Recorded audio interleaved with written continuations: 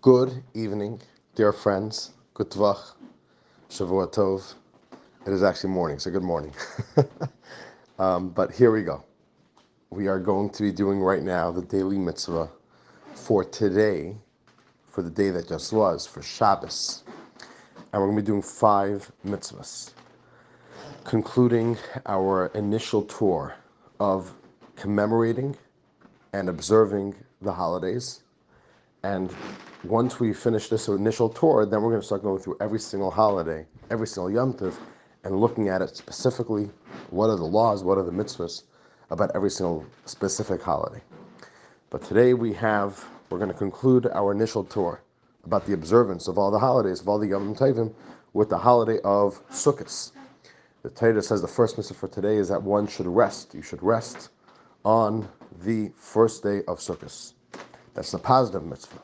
The next mitzvah, the second mitzvah, is the inverse of that first mitzvah, and it is forbidden to do work on the first day of Sukkos. So we have the positive and the negative, the prohibitive mitzvah for the first day. And then the Torah says, and the same thing is true about the last day, which we call Shmini Atzeres, the 8th day of the Yom Tov, and the same 2 mitzvahs. There's a mitzvah to rest, and to rest from work, and there is the prohibition against doing any work. And here the Rambam gives us a little bit more details about all the holidays we just learned about, all the Yom Tovim, and we basically learned the exact same thing about all the holidays. It's 6 dates total. 6 days in the Jewish calendar, which are considered as biblical holidays, and the Rambam says they are all equal, that when the Torah tells you to rest, the criteria doesn't change from holiday to holiday. Every single Yom Tov are the exact same laws of what you need to do, what you're not allowed to do, and it is quite similar to the laws of Shabbos, of what you're not allowed to do on Shabbos, what you need to cease from doing on Shabbos. The Rambam says, but there are some key differences. The most significant difference between Shabbos and holidays is that on a Yom Tov, you are allowed to put in work, do the work, to prepare food for Yom Tov. On Shabbos, you're not allowed to cook food on Shabbos. All the food is be ready before Shabbos, but on the Yom Tov, you're allowed to do before. There are also some other things. All the laws about carrying outside, that only applies to Shabbos and Yom Kippur, but all the other holidays, you are allowed to carry outside. So that Rambam just gives a general note about, just to give a little bit more of an understanding and a criteria, that when we say that you need to stop doing work on all the holidays, what that means. And our final mitzvah for today, we're going to now begin going into the specific mitzvahs associated with every single Yom Tov. And we begin with the Yom Tov, the holiday of Pesach.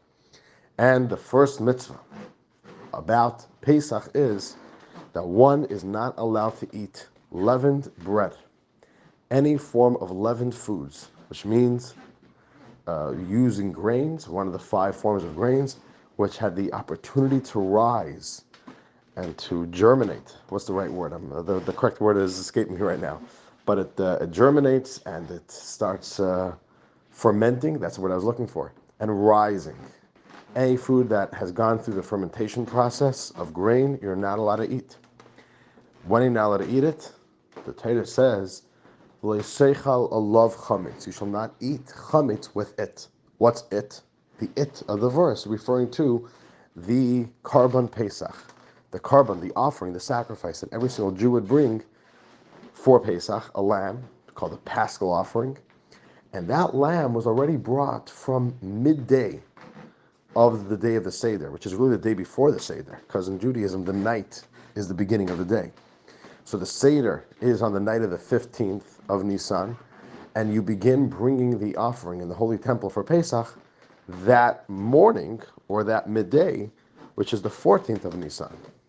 So the Rambam says this mitzvah is from the 14th of Nisan, midday, which is a good few hours before the Seder, you're already not allowed to eat any form of chametz, of leavened processed foods, of leavened foods.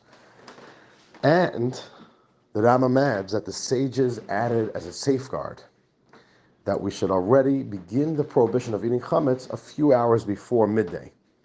So the sages wanted to make sure that none of us by mistake get too close to the forbidden time of eating chametz. So the sages instituted we should start the not eating chametz phase even a little bit earlier than the biblically commanded time. And dear friends, that is our daily mitzvah for today. 5 mitzvahs in the book. Thank you all for joining, and I apologize for the late night notice, but we're having a great time here. I'll maybe send a little update about what's happening here over Shabbos, and we'll see you all soon.